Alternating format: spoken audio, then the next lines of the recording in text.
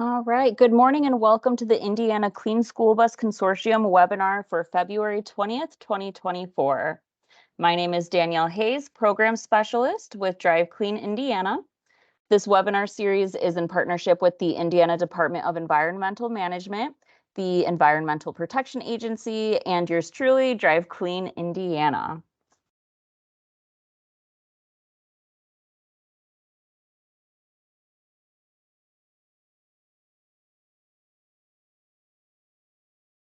Today's agenda consists of our guest speaker from the National Renewable Energy Labs, Ryan Fraser. We will be giving an EPA update along with an update also from IDEM on the Volkswagen mitigation. Starting off, I would like to give some background on Drive Clean Indiana. We are a 501c3 nonprofit organization, and we are proudly the only DOE designated Clean Cities Coalition throughout the state of Indiana.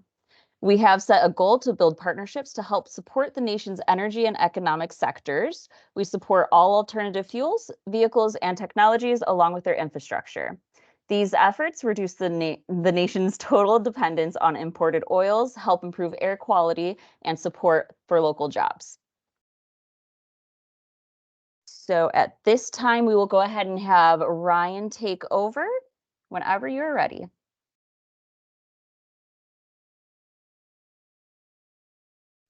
Thanks, Daniel. Appreciate it. Let me see if I can. Oh, you're sharing, right? Great. Thanks for having me. Appreciate it. My name is Ryan Fraser. I'm from the National Renewable Energy Lab, and I'm here supporting the EPA's Clean School Bus program with the Joint Office of Energy and Transportation. Go to the next slide.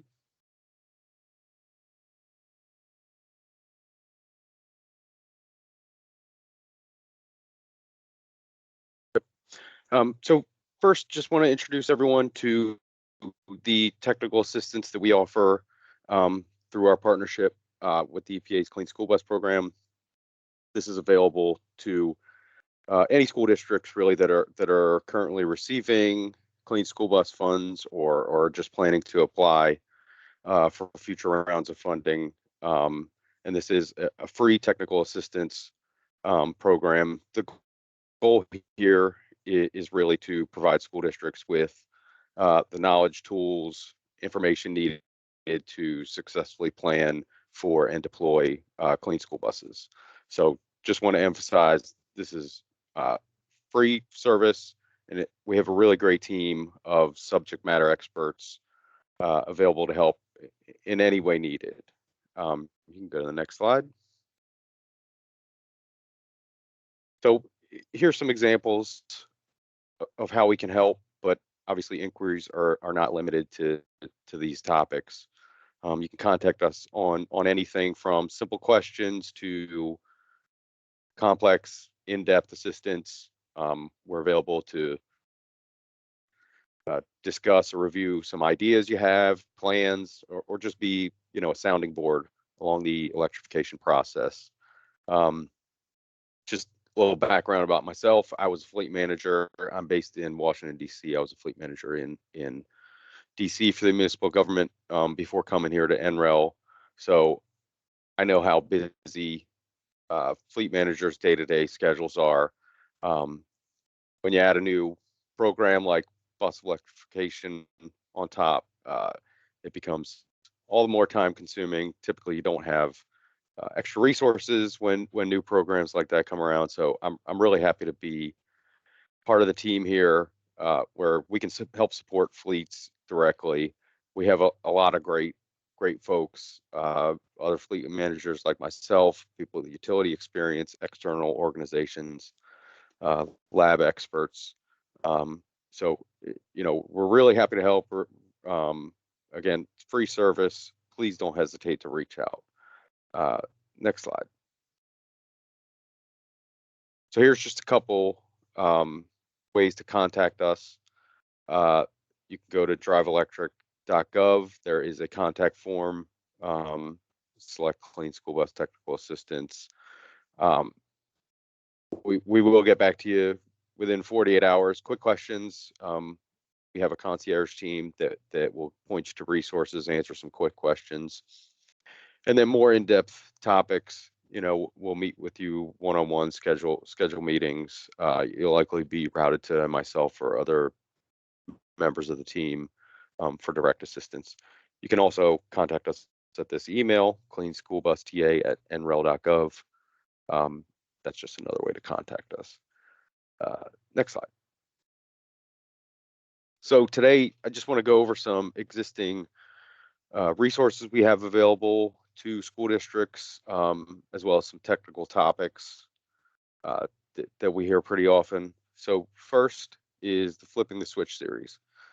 This was developed to introduce school districts to electrification. It's comprised of 8 different modules that can be watched in order or by topic of interest. It's really accessible, really great intro. We often talk with fleets that have information overload from bus manufacturers, utilities, charging station providers, electricians, software providers. In this video series, it kind of provides the fleet managers or others in your organization the knowledge to just understand what are the steps of electrification, what do you need to consider in planning and procurement. Next slide. So working with your utility, this is one of the first and most important steps towards electrification. If you are thinking about electrifying school buses and have not contacted your utility, that is likely your next step. If you do need help finding the right contact at your utility, the EPA has the Utility Engagement Pledge to support school districts. So if you email us at the email I put on there before, cleanschoolbusta@nrel.gov, we'll help you find the right point of contact and get you in touch with them. So the question we're asked most from fleets is, what do I need to talk to my utility about? So we did at the end of last year hold an EPA webinar on this topic. You can link to it here in this link below. But on a high level, there are really 6 important takeaways you need to have from your utility discussions. Number 1, what are your rates? You need to know if you are subject to demand charges. Are you subject to time of use charges? These may incentivize charging at certain times of the day. Number 2, what incentives do you offer? Does your utility offer? Lots of utilities offer some great make-ready programs. Discuss that with them up front. Can they incorporate smart charging solutions? This would be things like V2G, managed charging. Understand what the utility offers before you really get into your planning. Can they meet your power requirements? Really important, not only for your initial planning, but this will be your long-term plans as well. Need to understand upfront, are there going to be timelines or extra costs for the utility to supply power or to your facility? Likewise, do they need to provide you a new service? This could include additional service wire, transformers. These things have really long lead times, so you need to talk with your utility about that up front. And then similarly, do you need utility side upgrades? These could be even more lengthy, in large situations, substations. I can't stress enough, talk with your utility up front so that you understand what they can supply you and what those timelines are. Next slide.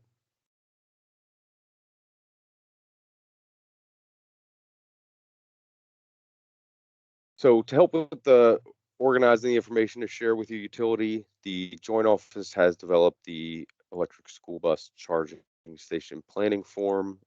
Screenshot is here and it's available on this link. This form, it's intended to be customizable by each fleet.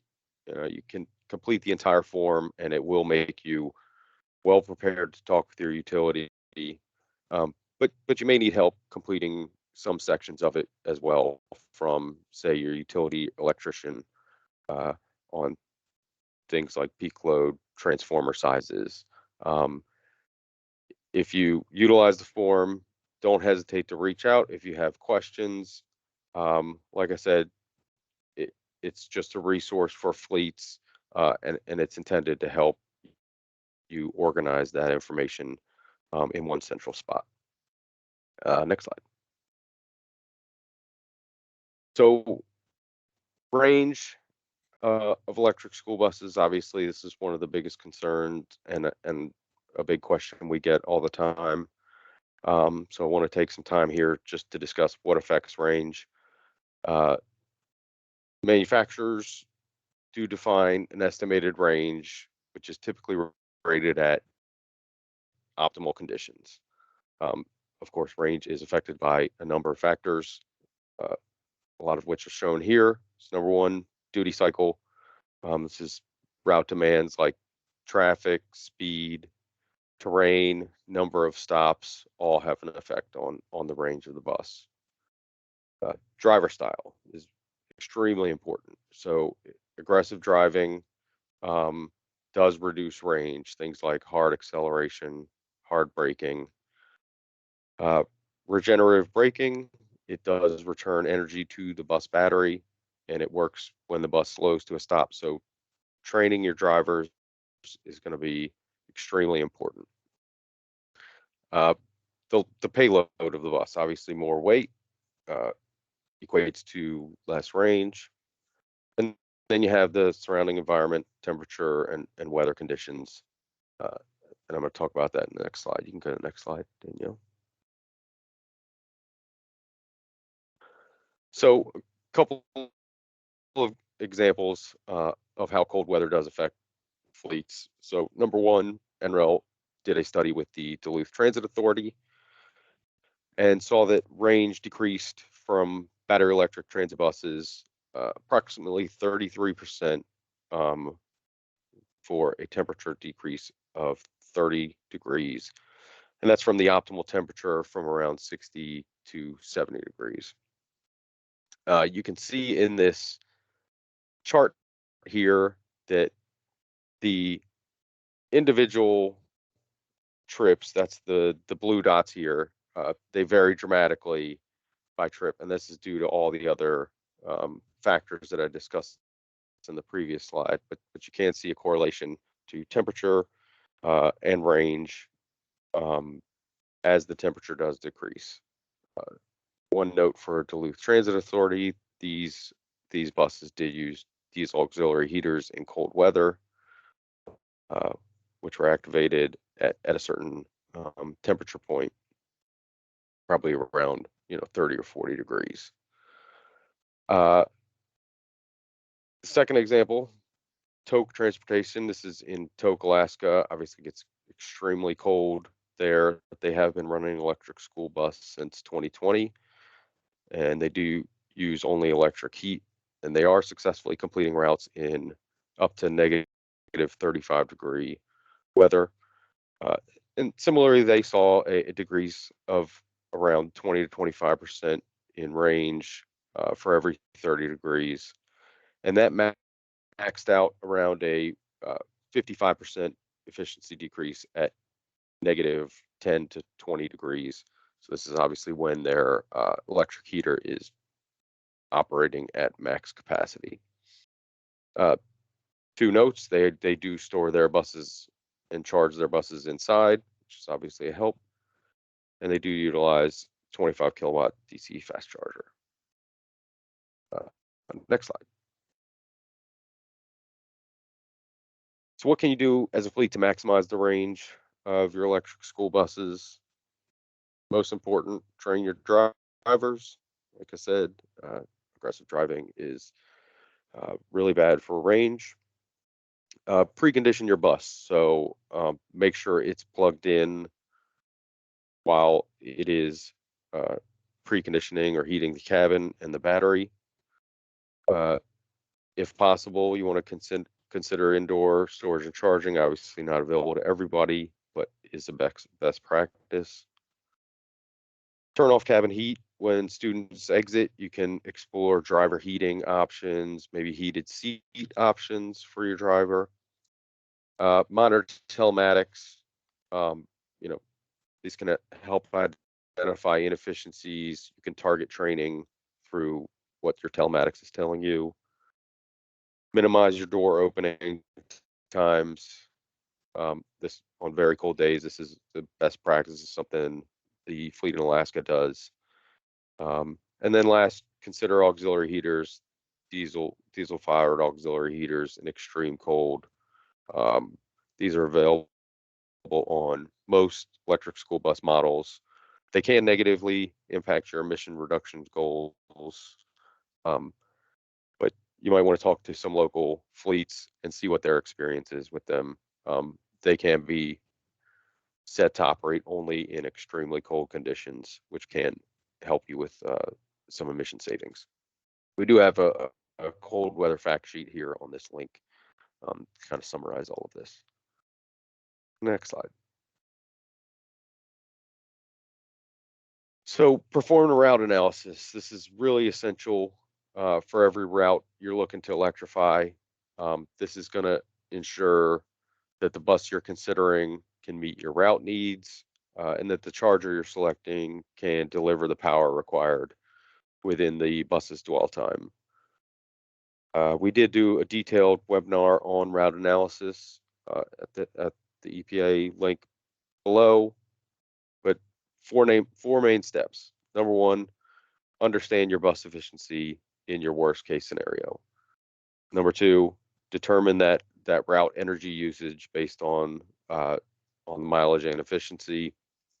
Number three, determine what bus battery size you are going to need. This is going to include worst case scenario and battery degradation and your minimum state of charge that you would like to see. And then last, determine your charger power needs. Next slide. So the Joint Office has developed a spreadsheet-based route analysis tool. It's designed to assist school bus fleets in determining all of the items that I just discussed in the previous slide.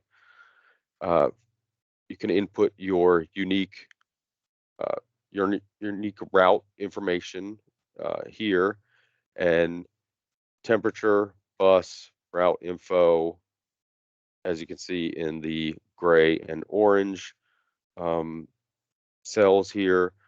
The tool will help you optimize charger selection and allow you to select your specific make and model of your electric school bus.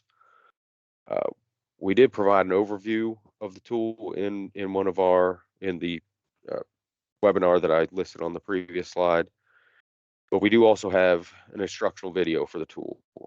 The tool and the video are available on this web link at the bottom here. But I do want to note, this is only going to be one part of your electric school bus training or planning. I'm sorry. You still want to talk to bus and charger manufacturers about your plans, their recommendations, and you also want to reach out to local fleets and other organizations and see what their experiences are.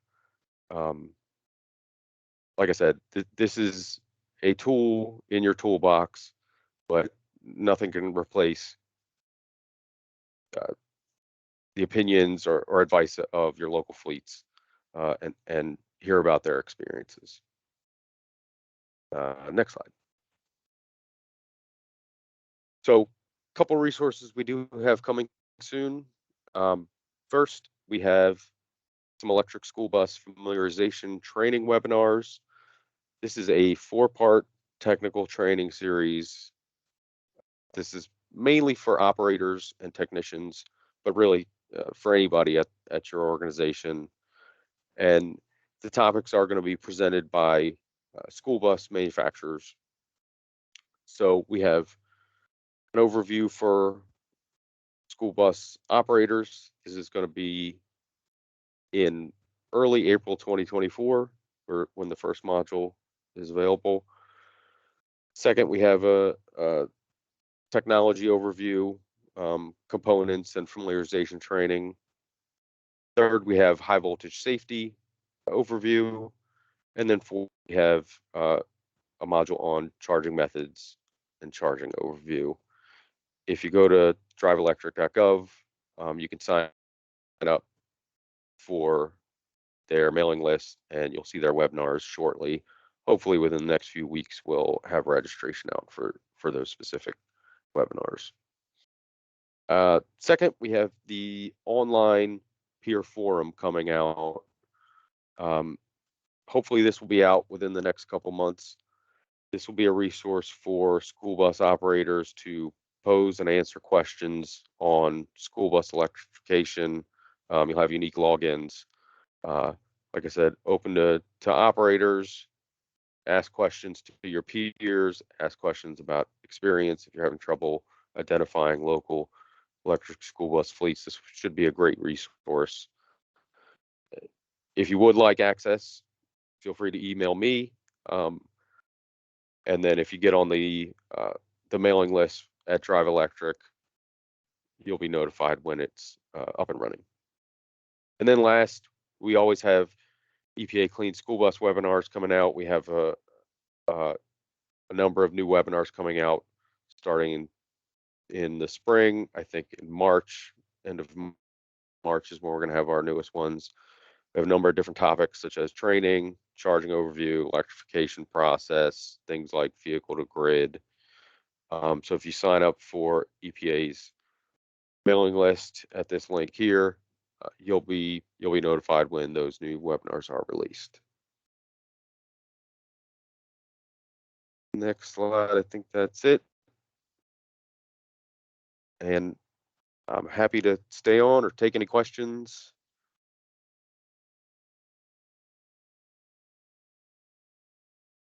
Thank you, Ryan. We're going to go ahead and move on to the EPA update. We'll do some Q&A afterwards, though. So if you want to hang on. Thank you so much.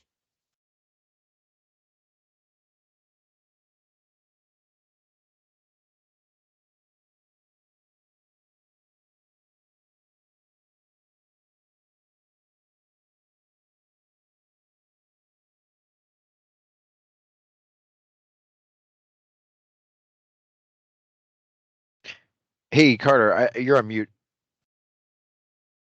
I was talking that whole time. Okay. Shoot. Well, I had to do a little sanity check and be like, am I hearing things? Nope.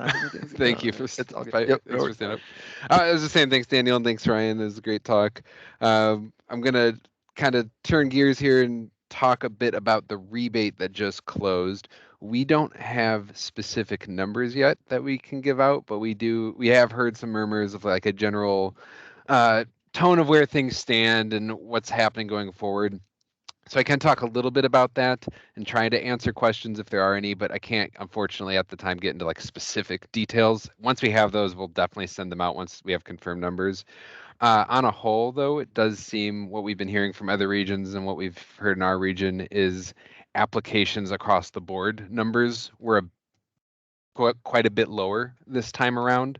Kind of we're trying to parse out why that might be, but some of the thinking is in the previous round of rebates, there was funding for a full bus, where in this round for electric, propane was still substantially lower, but in this round of funding, we saw in both propane and electric buses, you weren't getting a full bus funded to you, so a school would have to front some more of those costs, and we think our speculation right now is that that was maybe causing some issues. So we're going to keep an eye on that and keep talking with people.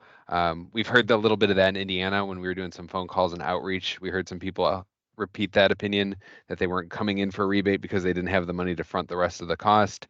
But just something to keep in mind as this program evolves and goes forward. And we'll see if the higher level HQ makes any changes based on that feedback. In the region, I think we all did pretty well, seems to be the tone.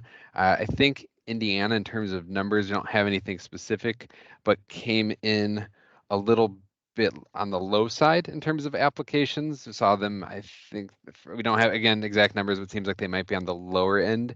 However, Indiana also had proportionally the lowest amount of priority schools in the region. So that was kind of to be expected. We didn't expect them to have a ton of applications. If you recall, if you weren't a priority school, you weren't going to, not only would you not get the full funding for a bus, you'd get even less than a priority school would, and only 40% of all applications that are 40% of the funding is going to go towards non-priority applications.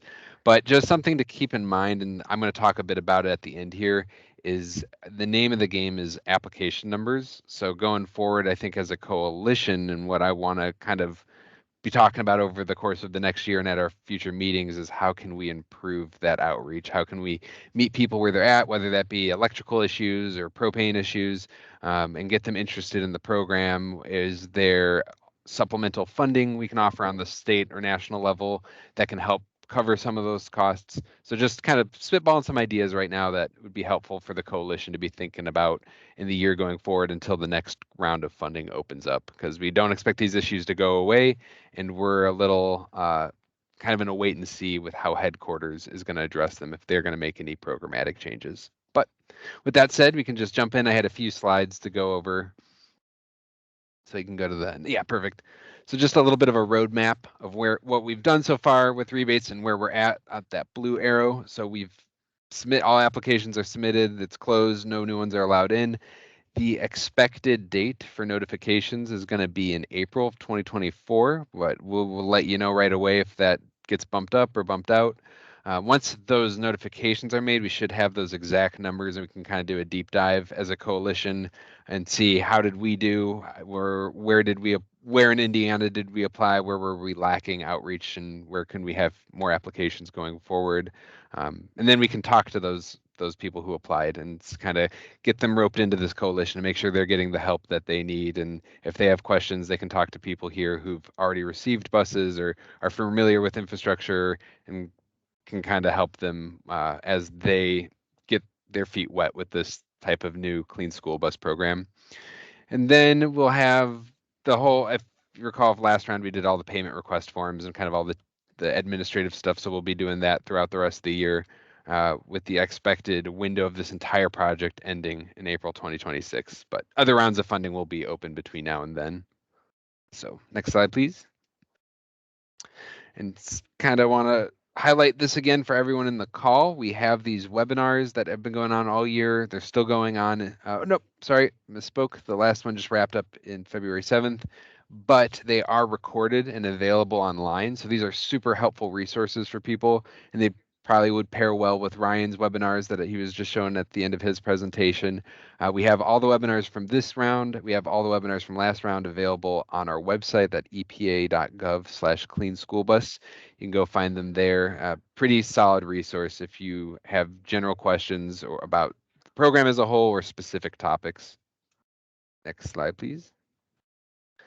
And not going to do a deep dive on this. I've talked about this at the last two presentations, but just want to highlight, while we don't have any EPA funding open right now, on the federal level, the funding we are aware of that is currently still available, even if you applied for this round of rebates and they're going to be getting a bus potentially, are these IRS tax credits that pair really well and can help offset some of those costs. We saw with a lot of the electric clean school buses, people having to pay about $40,000 roughly out of pocket for each bus now. And so fortunately, that commercial clean vehicle credit provides up to $40,000. So pretty good pairing, something we're recommending all of our applicants or people interested in clean school buses to pursue and look a bit more into. Just want to highlight, we can't give any tax advice. We're not the IRS, but we have been told to just kind of urge people towards that IRS website and look at those and see if they're applicable to your situation, if they'd be helpful. Okay, and then next slide. I think this might be my last one. So just wanted to be a little more engaging here. We have teams set up. I think chat is available to those in the audience. If you have answers to these right now, feel free to chime in and raise your hand, throw them in the chat. Love to see what people are thinking.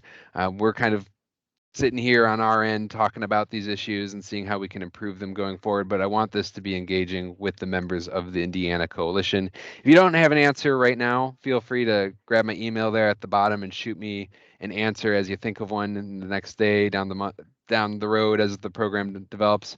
But general questions we're talking about are, how can we improve outreach in Indiana, broadly speaking? I know from the EPA side of things, we're going to be trying to attend as many events as we can that have school administrators, directors of transportation, kind of meeting the right people where they're at and promoting the program, as well as state-based funding opportunities. With the coalition itself, are there key players missing from this coalition that would be helpful resources to bring into the fold? Are there people we should try and reach out to and see if they want to join these calls? I know we've been doing general outreach to different, like I said, school administrators, directors of transportation on the school district level and inviting them to these calls. But are there state key players, nonprofits, et cetera, that would be good to have in here as well? And then just kind of tying it all up under one umbrella, the main goal is how can we bring more potential applicants to this group? And that's kind of a win-win for everybody. How do we grow the program? How do we grow this network? How do we plug them into the different speakers we have reoccurring every month on these calls? How do we plug them into the different funding opportunities, both state and national? And how do we just kind of build this out more and more? So like I already kind of mentioned this, but we're going to be doing some visits throughout the state in the next year. If anyone has other suggestions for visits that they think would be helpful or good to have EPA personnel at, we'd be happy to talk and potentially attend. We have the funding available this year to show up to some stuff. But yeah, feel free to reach out if you have any pictures also of clean school buses that have arrived at schools, or you have publicity events you'd like us to make an appearance at. We'd be happy to do that as well. And again, you can reach me there at cranberg.carter@epa.gov. And I think that's all I have for today. I'm happy to stick around for questions at the end. Oh, right here. Perfect. Thank you, Carter. So at this time, we are going to have a IDEM update from Sean. So you can go ahead whenever you're ready. All right. Well, good morning, everybody. And thanks, Carter, for all of that good information as always. One of the things that is a bit of a challenge for some folks when it comes to clean school buses is the fact that the program, based on the regulations, really has that priority area focus. So I'm excited to share that we, through the Volkswagen program, have recently put $4.5 million on the street in an RFP for on-road and non-road equipment.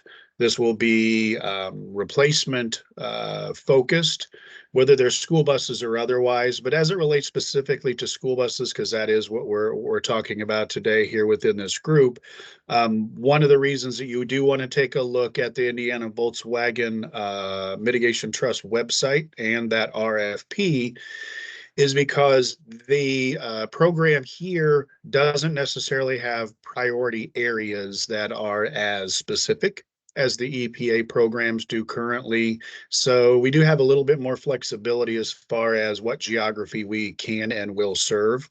We also do, through the Volkswagen program, propane buses are frankly, a much more common applicant and recipient of funding.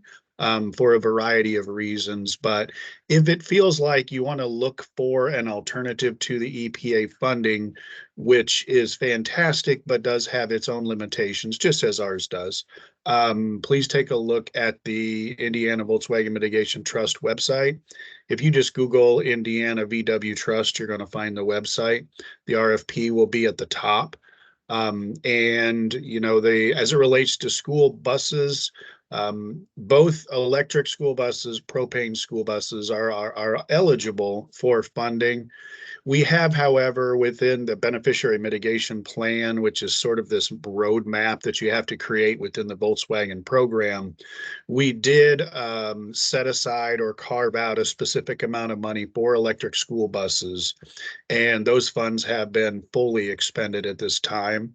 However, if we do have some really intriguing electric school bus applications, maybe due to the fact that they're located in a really intriguing area, or maybe it's kind of a different application of an electric school bus. For example, a smaller bus that's a special needs equipped piece.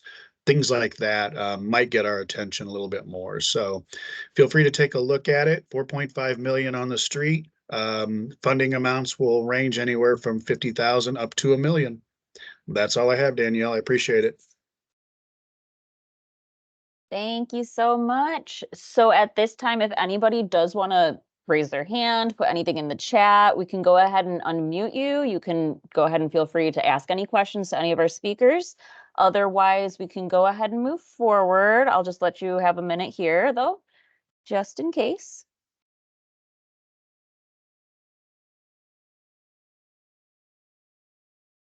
Okay, so it doesn't look like we have any questions, but again, do feel free to reach out to any of us and we can follow up after this call. Alrighty, again, if you did have any questions, feel free to go ahead and reach out to our program director, Ryan Lissick. His information is provided right there for you. And then also do feel free to visit drivecleanindiana.org, and you can find all this information along with the recording and presentation on there as well. Otherwise, if you do want to receive some more insight, we encourage everyone to take a look through our membership perks. You can go ahead and scan that QR code on your screen with your phone, and you can view the benefits from there. We want you to be a picture of the larger image with Drive Clean Indiana. And then also continuing forward, we do have a set date of Tuesday, March 12th, 2024 for our next webinar. So we hope to see you all there. Thank you so much, everybody. I hope you have a great rest of your day.